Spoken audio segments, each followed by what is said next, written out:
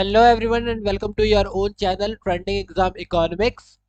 तो आज हम लोग करने वाले हैं चैप्टर 4। आपको जैसा कि पता है, इससे पहले मैं चैप्टर 1, 2, 3 जो कि घटना चक्र से हम लोग पढ़ रहे हैं वो ऑलरेडी अपलोड कर चुका हूं। आज हम लोग चैप्टर 4 करने वाले हैं घटना चक्र का। इसके अंदर दो पार्ट है। पहला है कृषि एवं संबद्ध क्षेत्र यानी कि एग्रीकल्चर और उससे रिलेटेड एरियाज, और दूसरा है कृषि एवं खाद्य प्रबंधन यानी कि एग्रीकल्चर एंड फूड मैनेजमेंट। ठीक है, तो चलिए पहले थोड़ा सा नोट्स पढ़ लेते हैं, फिर क्वेश्चन आंसर करेंगे। ये एक इंपॉर्टेंट कॉन्सेप्ट है क्योंकि इसके अंदर से 175 क्वेश्चंस जो है प्रीवियस ईयर्स में पूछे गए हैं। पिछले 20 सालों में जिसमें 175 क्वेश्चन के करीब जो है वो पूछे गए। तो अपने आप में आपको समझ में आ सकता है कि ये कितना बड़ा इंपॉर्टेंट चैप्टर है। और आप लोगों को ये भी पता है कि भारत एक कैसा देश है, कृषि प्रधान देश है, तो इसीलिए ये इंपॉर्टेंट तो है ही। चलिए पढ़ते हैं जरा नोट्स को। क्या लिखा हुआ है यहाँ पर? कृषि भारतीय अर्थव्यवस्था की रीढ़ मानी जाती है, हमें पता है ये। आज भी भारतीय कृषि भारत के सकल रोजगार का आधा, समग्र राष्ट्रीय आय में लगभग 1/6 भाग यानी 15 से 18%, अंतरराष्ट्रीय व्यापार में लगभग 18%, आयात में लगभग 6 और निर्यात में लगभग 12% का योगदान करती है। यानी कृषि एक इंपॉर्टेंट क्षेत्र है। यह देश की अधिकांश जनसंख्या की आश्रय स्थली है, यानी आज भी ज्यादातर लोग इसी से अपना काम चलाते हैं। अगर मैं भारतीय कृषि की विशेषताओं की बात करूं तो भारतीय कृषि अभी भी काफी पिछड़ी अवस्था में है। आज भी किसान अवैज्ञानिक विधि से कृषि कर रहे हैं। भारत में कृषि क्षेत्र की उत्पादकता, उत्पादन प्रति हेक्टेयर काफी कम है। भारत में कृषि में बड़ी मात्रा में प्रच्छन्न बेरोजगारी पाई जाती है, यानी छिपी हुई बेरोजगारी पाई जाती है, जो किसानों में गरीबी के प्रमुख कारणों में से एक है। आज भी भारतीय कृषि में अनिश्चितता व्याप्त है, यानी कि बारिश पर ही निर्भर करती है ज्यादातर, जिसका एक कारण मौसम अच्छा होने पर फसल अच्छी होती है जबकि मौसम के प्रतिकूल होने पर फसल खराब होती है। छोटी जोतें भी भारतीय कृषि की प्रमुख विशेषता है। वही सेकंड पॉइंट की बात करें तो सकल जोतों पर यानी कि जो ग्रॉस है 68.47 सीमांत जोत यानी 1 हेक्टेयर से भी कम जोत जिनके पास होती है, ठीक है, वो है, यानी 68% सीमांत जोत वाले हैं। तथा 17.62% में से 1 से 2 हेक्टेयर वाले लघु जोते हैं। तो आप समझ सकते हो 68 एक से भी कम है और 17% 1 या 2 हेक्टेयर के बीच में है। इसी तरह लगभग 86.07% जोते जो है वो 2 हेक्टेयर से कम है। तो सीमांत जोत कितने हो गए हमारे पास, ये हो गई लिस्ट, ये 2015-16 के हिसाब से। लघु जोते कितनी हो गई 17.62, मध्यम जोते हो गई 13.35 और बृहद जोते यानी 10 हेक्टेयर से ज्यादा जो 1% से भी कम ऐसे किसान है जिनके पास 10 हेक्टेयर से ज्यादा जमीन होती है। भारत में भूमि सुधार की अगर हम बात करते हैं तो स्वतंत्रता के बाद भूमि बंदोबस्ती व्यवस्था को सुधारने के लिए किसानों के हित को संरक्षित करने हेतु एवं उन्हें कृषि हेतु प्रेरित करने के लिए अधिनियम बनाकर भूमि सुधार कार्यक्रम लाए गए, बिल्कुल लाए गए। उद्देश्य क्या था इन कार्यक्रमों का? पहली बात, ऐसे भू संबंध विकसित करना जहां खेती करने वाला ही वास्तविक मालिक हो, यानी जो खेती कर रहा है वही मालिक ओरिजिनल हो।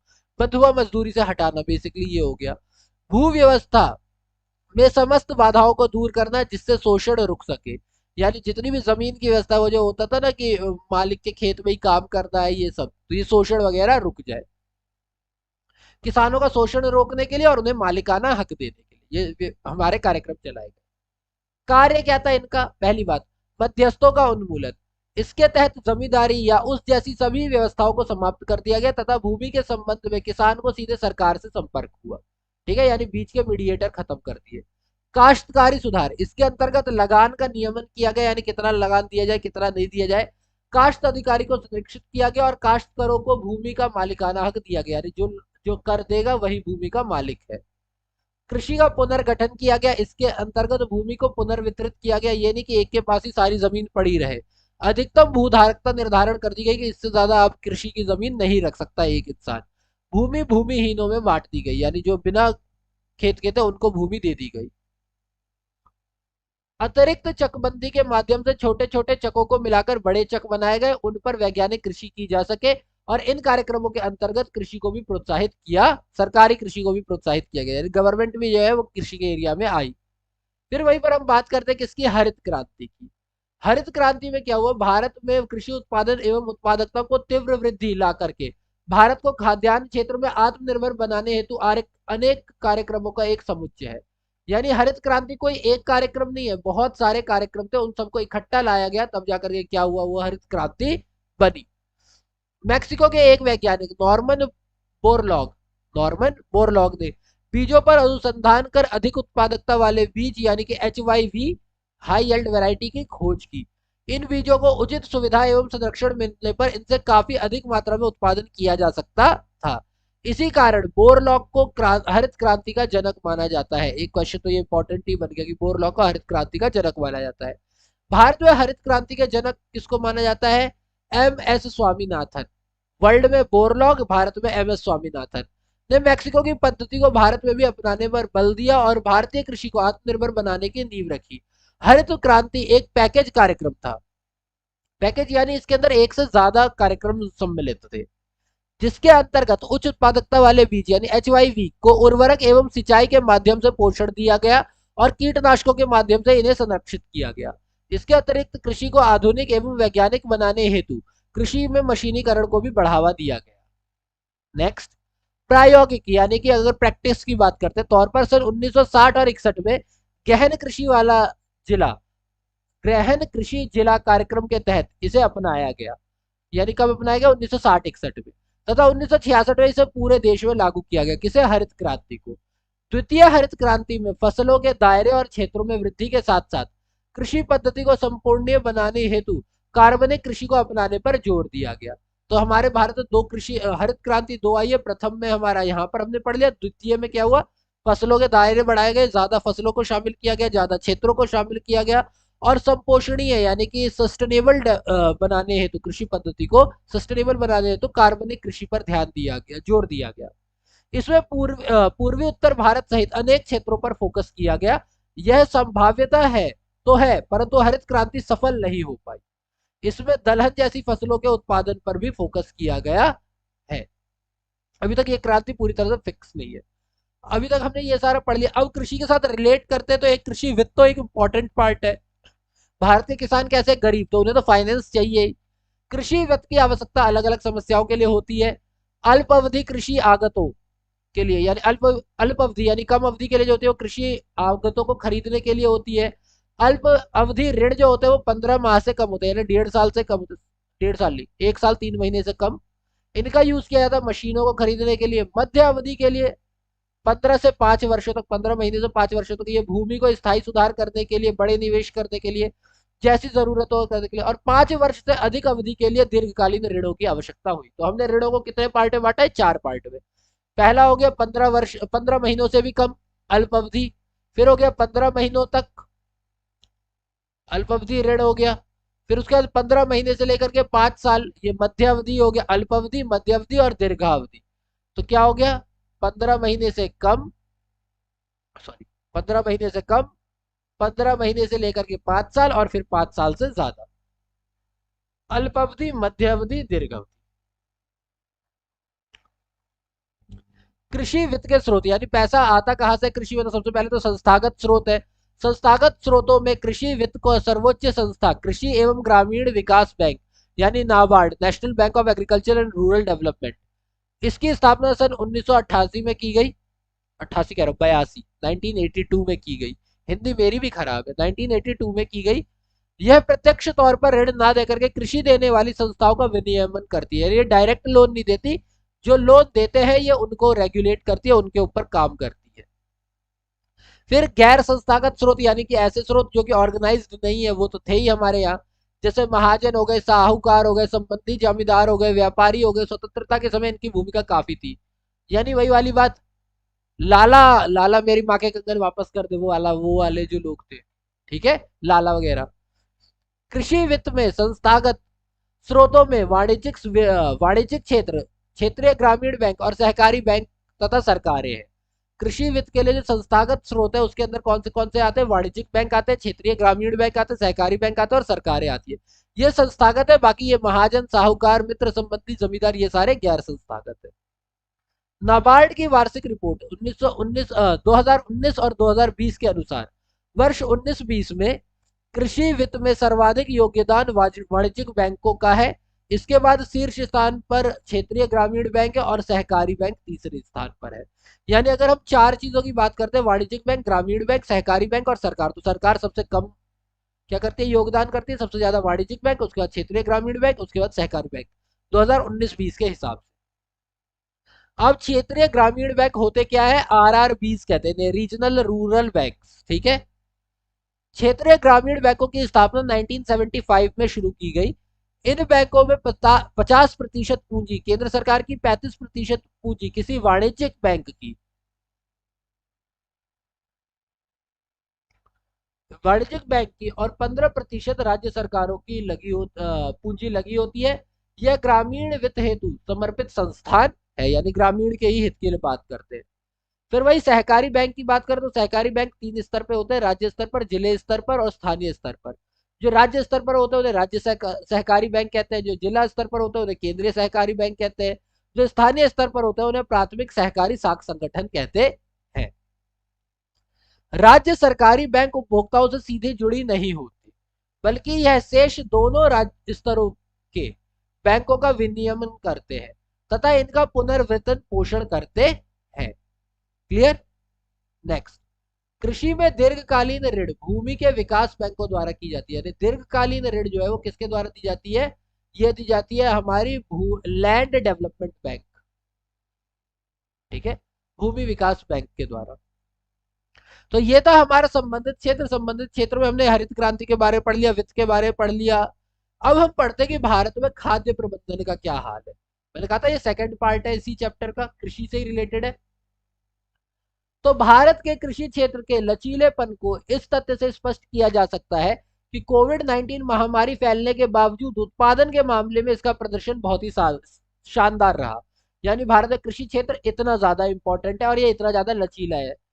एक अनुमान वर्ष 2011 की जनगणना के मुताबिक आज भी देश में लगभग 54.6% कार्यबल कृषि कार्य और संबंध क्षेत्रों की गतिविधि में संलग्न है। यानी या तो कृषि का काम करता है या तो कृषि से रिलेटेड ही काम करता है, 54.6%, जो वर्तमान कीमतों पर यानी 2019-20 में देश के सकल योजित मूल्य यानी जीवीए का लगभग 17.8% के बराबर है। 2011-12 के हिसाब से 54.6 था, जबकि अभी कितना, और इन्होंने कितना उत्पादन कर दिया, लगभग 17.8%, यानी बहुत अच्छा प्रदर्शन रहा था इनका।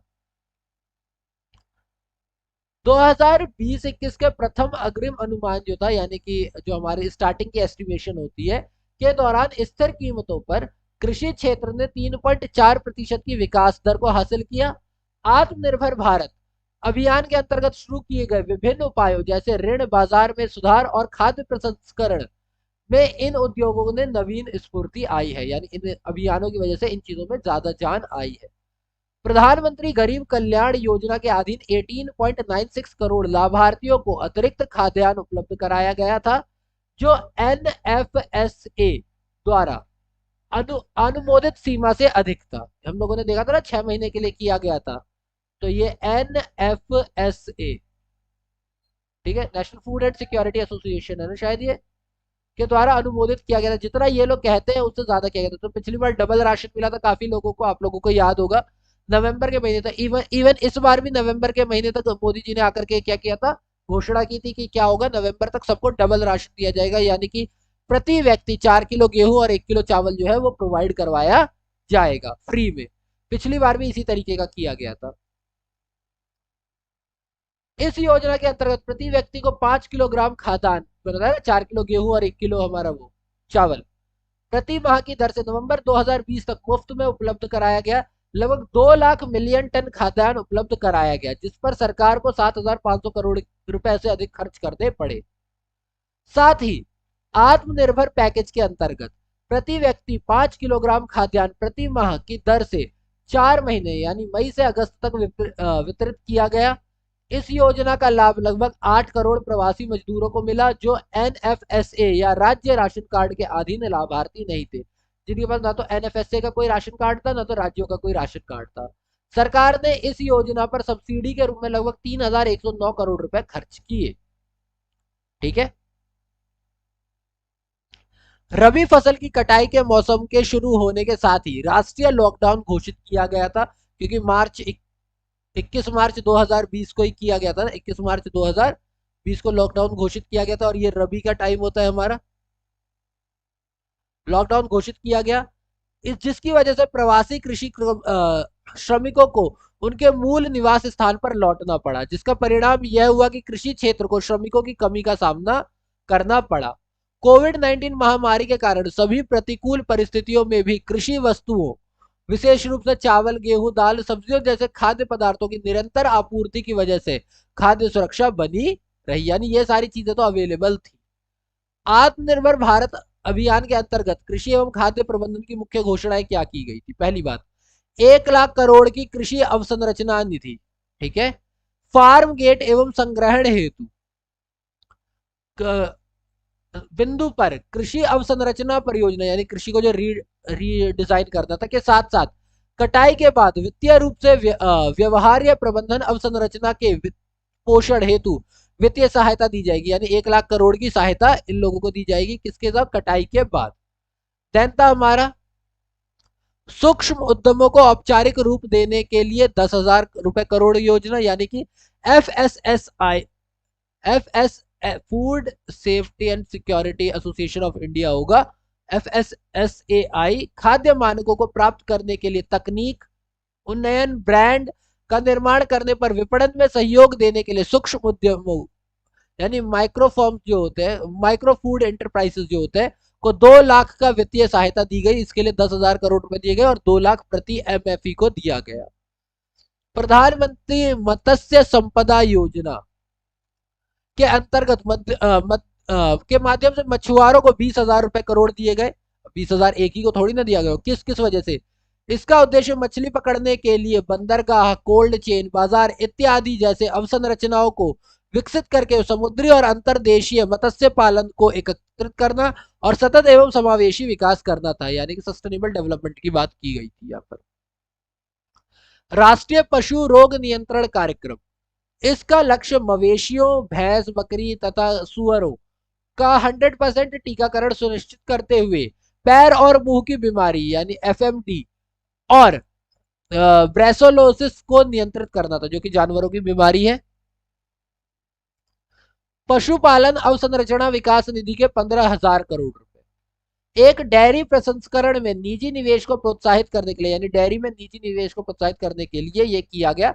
इसका लक्ष्य मूल्य जोड़ने के साथ मवेशियों के लिए चारे की व्यवस्था हेतु अवसंरचना की उपलब्धता सुनिश्चित करना था, यानी एक ऐसा, आप कह सकते हो कंस्ट्रक्शन, एक ऐसा फ्रेमवर्क तैयार करना था जिससे दूध के साथ साथ क्या हो, मवेशियों के लिए क्या हो, हमारी चारे की व्यवस्था हो। देन टॉप से टोटल तक, फ्रॉम टॉप टू टोटल, खाद्य प्रसंस्करण उद्योग मंत्रालय यानी ministry of food and processing of India जो भी है,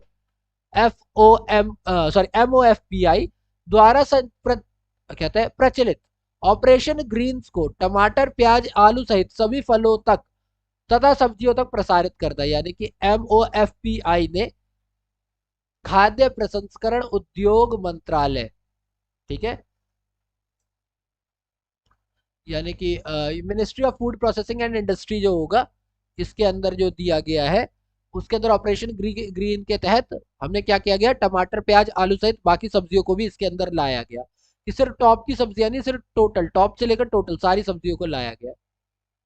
देन अगला आया आवश्यक आवश्यक वस्तु अधिनियम, कृषि विपणन और कृषि उपज मूल्य निर्धारण और गुणवत्ता आश्वासन में सुधार, यानी विधायिका का सुधार कृषि जिनसों जैसे अनाजों, दालों, तिलहनों आदि को अनिवार्य वस्तुओं की सूची से अलग करना चाहती थी, यानी एक विधायिका है जिन्होंने कहा कि भैया इन चीजों को थोड़ा अलग किया जाए अनिवार्य वस्तुओं से। इसका लक्ष्य कृषि विपणन में सुधार करना और अनुबंध विपणन को प्रोत्साहित करना था, यानी कृषि विपणन में बेसिकली सुधार के लिए ये लाया गया। देन प्रधानमंत्री गरीब कल्याण अन्न योजना आई। इस योजना का उद्देश्य लगभग 80 करोड़ राशन कार्ड धारकों की खाद्य एवं पोषण सुरक्षा सुनिश्चित करना था, जो कोविड द्वारा प्रेरित लॉकडाउन की वजह से प्रभावित हो गया था।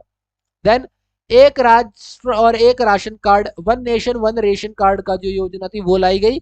इस योजना का लक्ष्य प्रवासी मजदूरों को, उनके परिवार के सदस्यों को देश में किसी भी उचित मूल्य की दुकान से पीडीएस लाभ दिलवाना था, यानी पब्लिक डिस्ट्रीब्यूशन सिस्टम के लिए ये कहा गया कि ऐसा नहीं है कि आपने राज्य चेंज कर दिया तो आपको अनाज नहीं मिलेगा, आपने राज्य चेंज कर दिया, आप दूसरे राज्य में जाते हैं वहां से भी अनाज ले सकते हैं। One nation one ration card की जो बात की गई थी। सीएसओ यानी कि सेंट्रल स्टैटिस्टिकल ऑर्गेनाइजेशन द्वारा 29 मई को जारी राष्ट्रीय आय के अस्थायी अनुमान के अनुसार वर्ष 2019-20 के लिए वर्तमान कीमतों पर देश के सकल योजित मूल्य यानी जीवीए में कृषि और संबद्ध क्षेत्रों का योगदान 17.8% रहा है। देश के जीवीए में यानी ग्रॉस वैल्यू एडेड में कृषि और संबद्ध क्षेत्रों का हिस्सा वर्ष 2014-15 में 18.2% से घटकर 19-20 में 17.8% रह गया है, जो एक ऐसी विकास प्रक्रिया का अपरिहार्य परिणाम है जिसमें गैर कृषि क्षेत्रों का सापेक्ष प्रदर्शन अधिक प्रभावी हो जाता है। कृषि क्षेत्र के अंतर्गत फसलों तथा वनिकों का हिस्सा वर्ष 2014-15 में के 11.2 से घट करके अब 2018-19 में केवल 9.4% रह गया है। पशुपालन और मत्स्य पालन में उद्योगों के हिस्सेदारी में कृषि ने केवल फसल क्षेत्र के हिस्से में कमी की क्षतिपूर्ति की है। यानी बेसिक बात ये बोल रहे हैं कि लोग अब कृषि से हट तो रहे ही है। पहले जहां कृषि 18.2% ग्रॉस वैल्यू एडेड में मदद कर रही थी, अब केवल 17.8% ही कर पा रही है। इसका मतलब ये है कि भैया जो नॉन एग्रीकल्चर हमारे क्षेत्र है यानी जो गैर कृषि क्षेत्र है उन पे जो प्रदर्शन हो रहा है वो डायरेक्ट रूप से कृषि को प्रभावित कर रहा है। हमने देखा वन वगैरह में भी काम करने वाले लोग जो है वो भी हट रहे हैं पीछे, मत्स्य पालन वगैरह में भी जो कर रहे हैं वो भी पीछे हट रहे हैं। तो कृषि से अब लोग काफी ज्यादा पीछे हट रहे हैं। समय बीतने के साथ कृषि और संबद्ध क्षेत्रों का जीवीए के विकास दर में उतार चढ़ाव आता रहा है। हालांकि वर्ष 2021-22 के दौरान यद्यपि संपूर्ण अर्थव्यवस्था के लिए जीवीए 7.2% दर से संकुचित हो गई थी, तथापि कृषि क्षेत्र के लिए जीवीए ने विकास ने 3.4% की सकारात्मक वृद्धि बनाए रखी थी। यानी कि बाकी पूरी अर्थव्यवस्था 7.2% पे आ गई, लेकिन कृषि क्षेत्र जो है वो 3.4 पे हमारा क्या था, बना हुआ था। वर्ष 2019-20 के चौथे अग्रिम अनुमान के अनुसार यानी फोर्थ क्वाड्रेंट जो होता है, देश में कुल खदानों का उत्पादन 296.65 मिलियन टन रहा, जो वर्ष 2018-19 में 285.21 मिलियन खाद्यान्न उत्पादन से 11.44 मिलियन टन अधिक था, यानी बढ़ा है ये। इसके अतिरिक्त वर्ष 2019-20 के दौरान उत्पादन विगत 5 वर्ष यानी 2014-15 से लेकर 18-19 के दौरान हुए 269.78 मिलियन टन औसत उत्पादन से 26.87 मिलियन टन अधिक था। यानी सिर्फ 2019-20 की बात करें तो पिछले 5 सालों की एवरेज ले या फिर सिर्फ पिछले साल की बात करें, दोनों से ये क्या था, अधिक था। भारत में बड़ी संख्या में छोटे सीमांत किसानों को संसाधन की कमी से जूझते हुए देखा गया है, जिससे यह स्पष्ट हो जाता है कि खेती बाड़ी की सफलता के लिए समय पर पर्याप्त साख की उपलब्धता बहुत आवश्यक है। वर्ष 2019-20 के लिए कृषि क्षेत्र हेतु साख प्रवाह का लक्ष्य 13,50,000 करोड़ निर्धारित किया गया है कि इतना हमें क्या करना है, लोन देना है, जिसकी तुलना में 13,92,469.81 रुपए करोड़ का लक्ष्य प्राप्त किया गया, यानी इतना सोचा गया था और इतना दिया गया।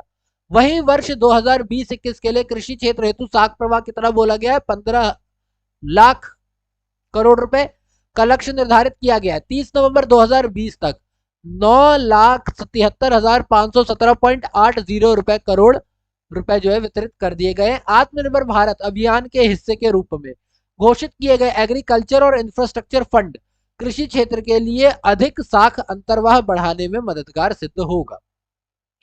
वही बात करते हैं वर्ष 2020-21 के दौरान 30 नवंबर 2020 तक कृषि साख यानी एग्रीकल्चर क्रेडिट के कुल वितरण में दक्षिणी क्षेत्र की हिस्सेदारी 40% से अधिक थी, जबकि उत्तरी पूर्वी क्षेत्र यानी कि नॉर्थ ईस्ट रीजन के लिए यह 2% से भी कम थी। यानी आप देख रहे हैं ज्यादातर एग्रीकल्चर कहाँ जा रहा है, दक्षिण की तरफ जा रहा है और सबसे कम नॉर्थ ईस्ट की तरफ। उत्तर पूर्वी क्षेत्र में कृषि ऋण का इतनी कम हिस्सेदारी होने की वजह देश के कुल जीसीए में उत्तर पूर्वी राज्यों के कुल कृषि योग्य क्षेत्र का देश के कुल जीसीए में लगभग 2.74% योगदान है। यानी उनके पास कृषि के लिए एरिया ही बहुत कम है, तो इसीलिए उस तरफ दिया भी कम गया है लोन। इसके अतिरिक्त इसके अतिरिक्त अधिकांश उत्तरी पूर्वी राज्यों में भूमि की सामुदायिक मालिकाना हक मौजूद है, यानी पूरा का पूरा समुदाय क्या करता है, उस पर राज करता है, वो किसी एक पर्सनल का नहीं होता। यह दो कारक है जो एनईआर में किसान क्रेडिट कार्ड ऋणों के संवितरित को प्रभावित करते हैं, क्योंकि यह ऋण खेत के दस्तावेजों को बंधक रखकर दिए जाते हैं और कृषि क्षेत्र में ऋण संवितरित वास्तव में सकल फसली क्षेत्र से संबंधित है। यानी कि देखो सीधा बोला जाता है कि किसान क्रेडिट कार्ड पे जो क्रेडिट दिया जाएगा वो भूमि की जमीन को रख के दिया जाएगा, उसके कागज रखवाए जाएंगे, लेकिन कागज रखोगे कैसे जब वो समुदाय का हो, किसी एक इंसान का तो है नहीं। तो इस वजह से वहां पर क्या है, ये चीजें कम हो रही है। कृषि के लिए फर्म गेट अवसंरचना यानी इंफ्रास्ट्रक्चर के निर्माण हेतु वित्त मंत्री ने 15 मार्च 2020 को 1 लाख करोड़ रुपए की कृषि अवसंरचना निधि यानी कि एग्रीकल्चर इंफ्रास्ट्रक्चर पॉलिसी की घोषणा की। इसकी औपचारिक रूप से शुरुआत प्रधानमंत्री द्वारा 9 अगस्त 2020 को की गई थी, जो वर्ष 2020-21 से लेकर के 29-30 तक जारी रहेगी। यह योजना ब्याज अनुदान और वित्तीय सहायता के माध्यम से फसल कटाई के बाद बुनियादी ढांचे और सामुदायिक कृषि परिसंपत्तियों के व्यवहार परियोजनाओं में निवेश के लिए मध्यम से दीर्घकालीन ऋण संबंधी वित्त पोषण की सुविधा उपलब्ध करवाएगा। यानी इसके अंतर्गत बेसिकली क्या है कि आपको मिड टर्म क्रेडिट और लॉन्ग टर्म क्रेडिट दिया जाएगा। मिड टर्म आपको पता है मशीन वगैरह खरीदने के लिए दिया जाता है 15 महीने से 5 साल तक, और 5 साल से अधिक के लिए दीर्घकालीन दिया जाता है जो कि भूमि के डेवलपमेंट वगैरह के लिए दिया जाता है। तो इस चीज के लिए दिया जाएगा। इस योजना के अंतर्गत इस योजना के अंतर्गत प्राथमिक कृषि क्षेत्र समिति यानी कि पीएसीएस, विपणन सहकारी समितियां, किसान उत्पादक संगठन यानी कि एफपीओ, स्वयं सहायता समूह यानी कि सेल्फ हेल्प ग्रुप्स एसएचजी, कृषकों संयुक्त देयता समूह यानी कि जी क्या है जेएलजी जे सॉरी जेएलजी, हाँ, संयुक्त देयता समूह यानी जॉइंट लाइबिलिटी ग्रुप्स, बहुदेशीय सहकारी समितियां, कृषि उद्यमी स्टार्टअप और केंद्रीय राज्य एजेंसियां या स्थानीय निकाय द्वारा प्रायोजित सार्वजनिक निजी भागीदारी परियोजना आदि को बैंक द्वारा वित्तीय संस्थाओं द्वारा ऋण के रूप में 1 लाख करोड़ का ऋण उपलब्ध कराया जाएगा। यानी कि ये जो हमने ऊपर योजना की बात की है इसके अंदर इन सभी क्षेत्रों को क्या किया जाएगा, 1 लाख करोड़ से ऊपर का दिया जाएगा। कौन कौन से है वो हमारे दोबारा से कर लेते हैं। प्राइमरी एग्रीकल्चर क्रेडिट ऑर्गेनाइजेशन, ये सोसाइटीज ऐसे बोला हुआ है ना, पीएसीएस, ठीक है, प्राइमरी एग्रीकल्चर क्रेडिट सोसाइटीज, विपणन सहकारी समितियां यानी कि मार्केटिंग कोऑपरेटिव सोसाइटीज, किसान उत्पादक संगठन यानी कि एफपीओज, फार्मर प्रोडक्शन ऑर्गेनाइजेशन, स्वयं सहायता समूह यानी एसजीएस, और इन सारी चीजों को दिया जाएगा। ठीक है, यह वित्त पोषण योजना के अंतर्गत सभी ऋणों पर 3% प्रतिवर्ष ब्याज की छूट दी जाएगी, यानी 3% की छूट दी जाएगी। हालांकि इस ऋण की अधिकतम सीमा 2 करोड़ रुपए तक है और यह अनुदान अधिकतम 7 वर्षों के लिए देय होगी, यानी 2 करोड़ रुपए 7 सालों तक ही दी जाएगी और 3% की छूट हर साल ब्याज पर दी जाएगी। वर्ष 2019-20 के दौरान भारत में लगभग 2.52 लाख करोड़ रुपए के कृषि एवं समृद्ध उत्पादनों का निर्यात किया गया है। भारत द्वारा जिन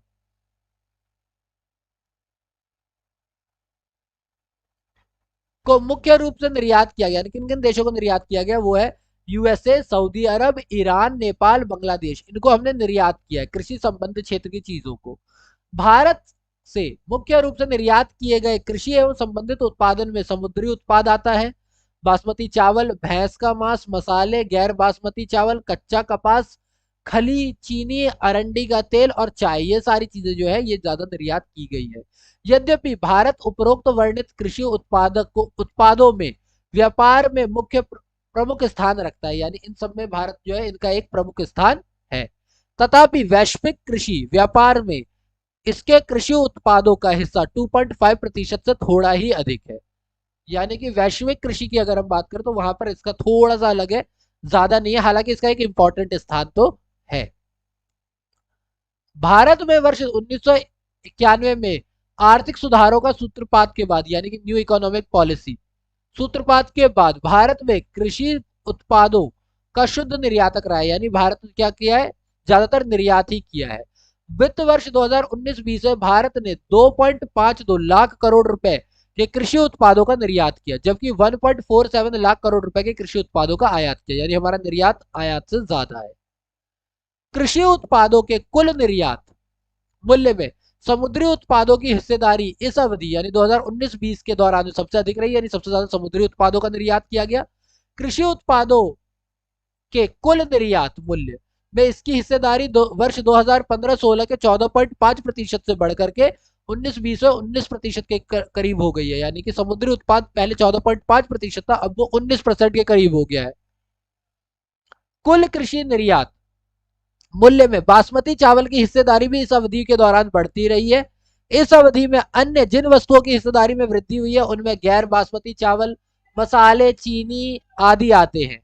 यद्यपि इस अवधि के दौरान कुल कृषि निर्यात मूल्य में भैंस के मांस, कच्चे कपास जैसी वस्तुओं की हिस्सेदारी में कमी आई है, यानी इन चीजों की निर्यात में कमी आई है, पर बाकी सारी चीजें बढ़ी है। जबकि अरंडी और तेल और चाय जैसी में काबोमेश स्थिर रही है, यानी अरंडी का तेल हो गया, चाय हो गया, ये सारी चीजें स्थिर रही है। कच्चा कपास, भैंस का मांस गिरा है, जबकि बासमती राइस, गैर बासमती राइस और समुद्री उत्पाद, ये तीन चीजें जो है ये बढ़ी है।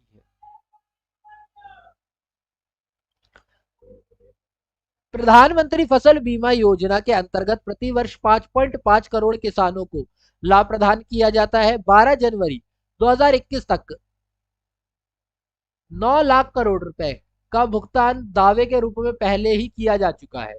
आधार को जोड़ने से दावे के निपटान में तेजी आई है, यानी आधार कार्ड को जोड़ दिया गया है तो इससे क्या हो गया, तुरंत पैसा दिया जा सकता है और दावे का भुगतान सीधा किसानों के खाते में जा रहा है, तो कोई मीडिएटर नहीं है, तो वो भी कोई दिक्कत नहीं, सीधा फायदा किसको हो रहा है, किसानों को हो रहा है।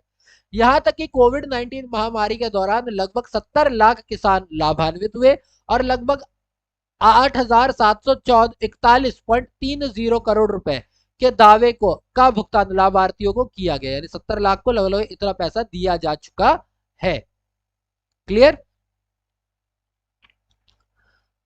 प्रधानमंत्री कृषि सम्मान निधि योजना वर्ष 2019 में भारत में आरंभ की गई। ठीक है, प्रधानमंत्री किसान योजना जो है 2019 में क्या की गई है, प्रारंभ की गई है और इसका लक्ष्य कृषि योग्य भूमि रखने वाले देश भर के सभी भूमि धारक किसान परिवारों की आय में सहयोग करना है, यानी कि इसके थ्रू क्या करना चाहते हो आप, उनकी आय को बढ़ाना चाहते हो। हालांकि इसके अधीन कुछ अपवर्जन भी शामिल था, यानी कि इसमें कुछ चीजें चेंजेस भी शामिल थी। इस योजना के अंतर्गत 6,000 रुपए का भुगतान प्रति वर्ष 2,000 रुपए की 3 किश्तों में सीधे लाभार्थियों के बैंक खाते में किया जाता था। जब से यह योजना शुरू हुई है तब से 25 दिसंबर 2020 यानी 2019 से शुरू हुई है, 25 दिसंबर 2020 तक किसानों के खाते में 1.10 लाख करोड़ रुपए से अधिक का जो पैसा है वो जमा हो चुका है। यानी साल भर में सरकार जो 6,000 रुपए देगी, जो 2-2 हजार के 3 सेट में आएंगे और डायरेक्ट किसानों के खाते में जाते हैं ये पैसे। इसमें कोई मीडिएटर नहीं है, ये प्रधानमंत्री किसान सम्मान निधि है। इससे ऊपर भी हमारी इसी एक तरह की निधि की बात हुई थी। इस योजना के अंतर्गत वित्तीय लाभों की 7वीं किश्त दिसंबर 2020 के देश के 9 करोड़ किसान परिवार के बैंक खातों में 18,000 करोड़ रुपए की राशि जमा की जा चुकी है। यानी अलग अलग किश्त दी जा रही है, तो अभी जो 7वीं किश्त दी गई है उसमें 9 करोड़ लोगों को दिया गया और हर इंसान को अगर 2,000 रुपए दिए गए होंगे तो 18,000 करोड़ रुपए जो है भुगतान की जा चुके हैं। नेक्स्ट पढ़ते हैं, पशुपालन भारतीय अर्थव्यवस्था में। अब पशुपालन की बात आती है, अभी तक हमने किस खेती वगैरह की बात कर ली, मत्स्य पालन की बात कर ली, अब कृषि पशुपालन पे आते हैं। पशुपालन भारतीय अर्थव्यवस्था में कृषि का एक महत्वपूर्ण उपक्षेत्र है। वर्ष 2014-15 से 2018-19 की अवधि में इस क्षेत्र ने 8.42% की CAGR दर को विकसित किया, यानी कंपाउंड एनुअल ग्रॉस रेट किया है। ठीक है, राष्ट्रीय लेखा सांख्यिकी यानी कि NSS 2020 के अनुमानों के अनुसार कुल कृषि और संबद्ध क्षेत्र में पशुपालन का सकल मूल्य वृद्धि में योगदान स्थिर कीमतों पर 2014-15 में जो 24.32 करोड़ था प्रतिशत से बढ़कर के अभी 2018-19 में 28.63% हो गया है, यानी कि कृषि क्षेत्र बढ़ा है। पशुपालन उद्योग में वर्ष 2018-19 में कुल GVA में 4.2% का योगदान दिया है। यानी कि क्या किया है, 2018-19 में पशुपालन में वृद्धि हुई है और 4.2% के करीब जो है पशुपालन ने क्या किया, ग्रोथ को दिया है। चलो पशुपालन के बाद जो अगला रिलेटेड एरिया आता है वो होता है दुग्ध उत्पादन, दूध का उत्पादन। तो दुग्ध उत्पादन के मामले में भारत संपूर्ण विश्व में पहले स्थान पर, हम सबसे ज्यादा दूध प्रोड्यूस करते हैं। देश में दूध का उत्पादन वर्ष 2014-15 में 146.3 मिलियन टन था। अब यह बढ़कर के 2019-20 में 198.4 मिलियन टन हो गया है। वर्ष 2014-15 के दौरान दुग्ध उत्पादन का जो वार्षिक विकास दर था यानी एनुअल ग्रोथ रेट थी वो 6.27% था। उसके बाद इसमें स्थिर वृद्धि होना जारी रही, यानी वृद्धि हो रही थी पर थोड़ी थोड़ी वृद्धि हो रही थी। पिछले वर्ष की तुलना में 2019-20 के दौरान दुग्ध उत्पादन में 5.68% की वृद्धि हुई और 2019-20 में प्रति व्यक्ति दुग्ध की उत्पादकता 407 ग्राम प्रतिदिन थी, यानी हर इंसान को लगभग लगभग 400 ग्राम जो है वो दूध मिल सकता है, इतना हमारा उत्पादन है। नेशनल डेयरी डेवलपमेंट बोर्ड की बात करते हैं तो राष्ट्रीय डेयरी विकास बोर्ड के द्वारा दुग्ध उत्पादन की बात हो रही है ना, दिए गए अध्ययन के अनुसार वर्ष 2030 तक अखिल भारतीय स्तर पर यानी पूरे भारत के स्तर पर दुग्ध या दुग्ध उत्पादनों की मांग 266.5 मिलियन तक रहने का अनुमान व्यक्त किया गया है कि इतनी डिमांड होगी, जिसमें ग्रामीण क्षेत्र का हिस्सा 57% रहने का अनुमान है। यहां तक कि वर्ष 2030 के अनुमानों के अनुसार दुग्ध की प्रति व्यक्ति खपत ग्रामीण क्षेत्रों में 404 मिलीलीटर की तुलना में शहरी क्षेत्रों में 592 मिलीलीटर क्षेत्र में निरंतर वृद्धि होने का अनुमान व्यक्त किया गया है। यानी गांव में कम दूध खर्च होगा, शहरों में ज्यादा दूध खर्च होगा, लेकिन ज्यादातर एरिया जो होगा वो 57 ही होगा, लेकिन डिमांड जो होगी वो कहां से होगी, हमारी ग्रामीण क्षेत्रों से ही होगी। वहीं पर FAO-STAT के द्वारा अगर हम बात करते हैं, इन्होंने उत्पादन आंकड़े दिए 2018 के अनुसार संपूर्ण विश्व में अंडों के उत्पादन में, अगर मैं अंडों की बात करता हूं तो भारत का तीसरा स्थान है। वर्ष 2019 के अनुसार संपूर्ण विश्व में मांस के उत्पादन में भारत का 5वां स्थान है। आत्मनिर्भर भारत अभियान प्रोत्साहन पैकेज हिस्से के रूप में सरकार ने 15,000 करोड़ रुपए का एक पशुपालन अवसंरचना यानी इंफ्रास्ट्रक्चर विधि योजना जो है गठित की है। क्या किया है, पशुपालन अवसंरचना विकास निधि, ठीक है। इंफ्रास्ट्रक्चर डेवलपमेंट फंड तो हो गया, पशुपालन का मेरे ख्याल से हो गया animal herding infrastructure development fund. योग्य लाभार्थियों को भारत सरकार ब्याज में 3% की छूट देगी। ऋणों के मूलधन पर 2 वर्ष के लिए अधिस्थगन और उसके बाद 6 वर्षों की अदायगी अवधि दी जाएगी। यानी कि आप लोन लो, 2 सालों तक आपको पे नहीं करना है, 2 साल के बाद अगले 6 साल तक आपको पे करना है, तो टोटल 8 साल का आपको टेन्योर मिल जाता है। किए गए दावों के आधार पर सरकार प्रति वर्ष बैंकों को ब्याज में छूट देगी। भारत सरकार 750 करोड़ रुपए की क्रेडिट गारंटी फंड भी स्थापित करेगी, जिसका प्रबंधन नाबार्ड द्वारा किया जाएगा। क्रेडिट की गारंटी उन स्वीकृत परियोजनाओं को प्रदान की जाएगी जो MSMEs की परिभाषा के दायरे में आते हैं, ठीक है, यानी माइक्रो एंड स्मॉल इंडस्ट्री जो होते हैं उसके दायरे में आते हैं। इस योजना के अंतर्गत उधारकर्ता को क्रेडिट सुविधा के 25% तक की गारंटी कवरेज दी जाएगी, यानी 25% तक जो है सरकार जो है उसका पैसा जो है चुकाने को तैयार रहेगी। वहीं अगर मैं बात करता हूं मछली उत्पादन के मामले की, तो मछली उत्पादन के मामले में भारत का विश्व में दूसरा स्थान है और वैश्विक उत्पादन में इसका योगदान 7.58% है। वर्ष 2019-20 में मछली उत्पादन 14.16 मिलियन टन दर्ज किया गया। साथ ही मुझे पता है ये थोड़ा थियोरेटिकल है, थोड़ा ज्यादा थियोरेटिकल हो गया, पर क्या करें, एक एक डाटा आपको देना पड़ेगा तभी मैं क्वेश्चन करवा पाऊँ ना। राष्ट्रीय अर्थव्यवस्था में मत्स्य पालन उद्योग कुल राष्ट्रीय जीवीए के 1.14% और कृषि जीवीए के 7.28 के बराबर योगदान देती है। मत्स्य पालन की बात हो रही है सिर्फ। वर्ष 2019-20 के अनुसार 12.9 लाख मीट्रिक टन समुद्री उत्पादों को निर्यात किया गया, जिसकी कीमत 46,662 करोड़ रुपए थी। इतना हमने समुद्री उत्पाद क्या किया है, लॉन्च किया है, सेल किया है। मत्स्य पालन उद्योग की असीम संभावनाओं, क्षमताओं और महत्व को समझते हुए मई 2020 में एक नवीन महत्वाकांक्षी परियोजना प्रधानमंत्री मत्स्य संपदा योजना शुरू की गई, यानी मत्स्य के लिए भी प्रधानमंत्री की एक योजना की गई जिसके बारे में हम लोग ऊपर ऑलरेडी पढ़ चुके हैं। फिर दोबारा यहाँ पे पढ़ लेते हैं। यह योजना भारत सरकार के आत्मनिर्भर भारत अभियान के हिस्से के रूप में चालू की गई और सरकार ने इस योजना के अंतर्गत वित्तीय वर्ष 2020-21 से 24-25 की कुल 5 वर्षों की अवधि के लिए 20,050 करोड़ रुपए के निवेश का लक्ष्य रखा है कि मत्स्य पालन में हम लोग इतना निवेश करेंगे, जिसमें केंद्र सरकार 9,407 करोड़ रुपए का योगदान देगी, राज्य सरकार 4,880 करोड़ रुपए का योगदान देगी, जबकि लाभार्थी द्वारा यानी जिन्हें फायदा मिलेगा उन्हें 5,763 करोड़ रुपए का योगदान देना है। इतना निवेश उन्हें करना है। प्रधानमंत्री मत्स्य संपदा योजना यानी कि PMMSY, ठीक है, मत्स्य संपदा योजना के तहत औसतन 9% वार्षिक दर विकास सॉरी 9% वार्षिक विकास दर को प्राप्त करते हुए वर्ष 2024-25 तक मत्स्य उत्पादन को 220 लाख मीट्रिक टन करना है। पहले थोड़े 213 के करीब थे, अभी 220 के करीब बोला गया है। इस महत्वाकांक्षी यानी कि जो चीज बड़ी हो, थोड़ी हमारी उम्मीद से क्या हो, बड़ी हो, परियोजना के सफल निष्पादन के परिणाम स्वरूप निर्यात आय दोगुनी अर्थात 1 लाख करोड़ रुपए हो जाएगी और इससे मत्स्य पालन उद्योग में अगले 5 वर्षों में प्रत्यक्ष और अप्रत्यक्ष रूप से 55 लाख लोगों को रोजगार मिलेगा। यानी 1 लाख करोड़ रुपए क्या हो जाएगी, इनकी आय हो जाएगी और 55 लाख लोगों को क्या मिलेगा, रोजगार मिलेगा।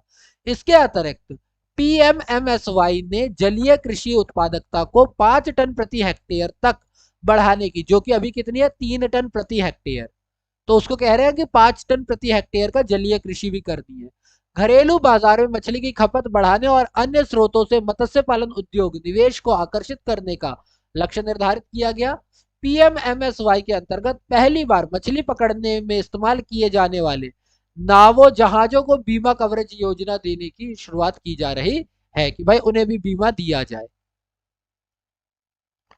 वर्ष 2018-19 को समाप्त हुए विगत 5 वर्षों के दौरान वर्ष 2011-12 में कीमतों पर कृषि उद्योग के 3.12% और विनिर्माण उद्योग के 8.25% की तुलना में खाद्य प्रसंस्करण उद्योग यानी फूड प्रोसेसिंग इंडस्ट्री ने औसतन 9.92% वार्षिक दर को विकास किया है। यानी कि हमारा फूड प्रोसेसिंग इंडस्ट्री जो है वो कृषि इंडस्ट्री यानी एग्रीकल्चर इंडस्ट्री और कहते हैं जो विनिर्माण इंडस्ट्री यानी मैन्युफैक्चरिंग इंडस्ट्री है से ज्यादा ग्रोथ दिखाई है।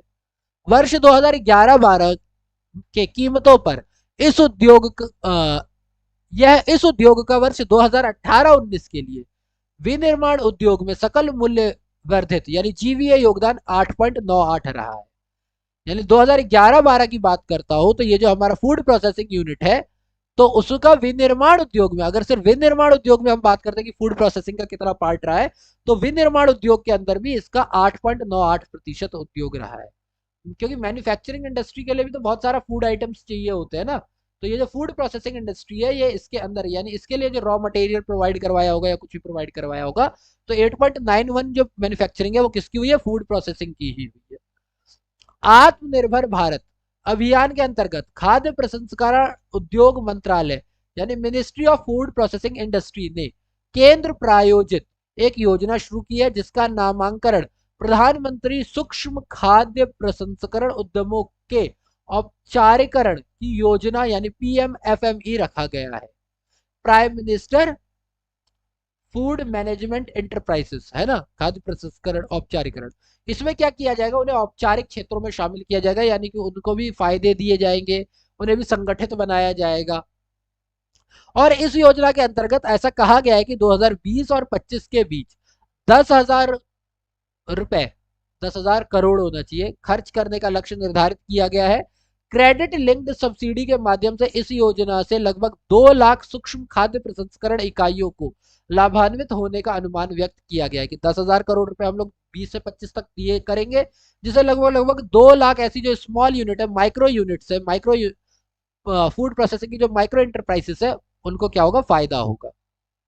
ठीक है, नवंबर 2020 में सरकार ने उत्पादन लिंक्ड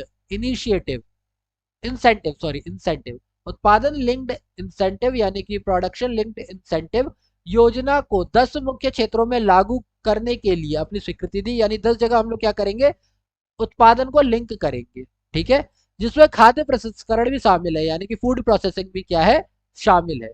इस योजना का लक्ष्य भारत के निर्माण क्षमताओं को बेहतर बनाना है और निर्यात में सुधार करना है। खाद्य प्रसंस्करण में पीएलआई यानी कि प्रोडक्शन लिंक्ड इंसेंटिव योजना के लिए 10,900 करोड़ रुपए का प्रावधान किया गया है। ये जो हमने जितना भी पढ़ा है ना, देखो खाद्य सुरक्षा वाले यूनिट में, इसमें सारी हमने योजनाओं के बारे में पढ़ा है कि किस योजना के अंतर्गत कितना दिया गया है, मत्स्य पालन को कितना दिया गया, उसके बाद हमारी दुग्ध इंडस्ट्री को यानी डेयरी इंडस्ट्री को कितना दिया गया, पशुपालन को कितना दिया गया, बागवानी और एग्रीकल्चर को कितना दिया गया, हमने यही चीजें पढ़ी है इसके। प्रधानमंत्री किसान संपदा योजना, किसान संपदा योजना के एक छत्र योजना के अंतर्गत मंत्रालय विभिन्न कार्यक्रमों की परियोजना के घटक के रूप में लागू कर रही है, जिसमें अन्य बातों के साथ साथ mega food park, integrated cold chain and value addition infrastructure, agro processing clusters के लिए इंफ्रास्ट्रक्चर, बैकवर्ड और फॉरवर्ड लीकेज का निर्माण, खाद्य प्रसंस्करण और परिरक्षण क्षमता निर्माण विस्तार और ऑपरेशन ग्रीन शामिल है। यानी ये सारा का सारा किसान संपदा योजना के अंदर ये सारी चीजें जो है शामिल है, ठीक है। तो हमने नोट्स पढ़ लिए, आई होप नोट्स ही इतने ज्यादा हो गए हैं कि मैं इससे ज्यादा अभी बोलना नहीं चाहूंगा। हमारे पास 175 यूनिट क्वेश्चन है इसके, ये प्रश्न कोश आपका है, इसके अंदर 175 क्वेश्चन है पिछले 20 सालों के।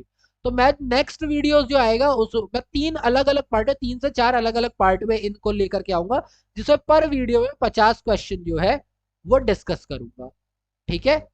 आई होप आपको ये वीडियो पसंद आई होगी, अगर वीडियो पसंद आई होगी तो प्लीज वीडियो को लाइक करना। अगर आपको लगता है कि आप मेरी वीडियो को और बेहतर बनाने के लिए कोई सजेशन दे सकते हैं, कोई एडवाइस हो आपके पास, तो प्लीज मुझे बताएं।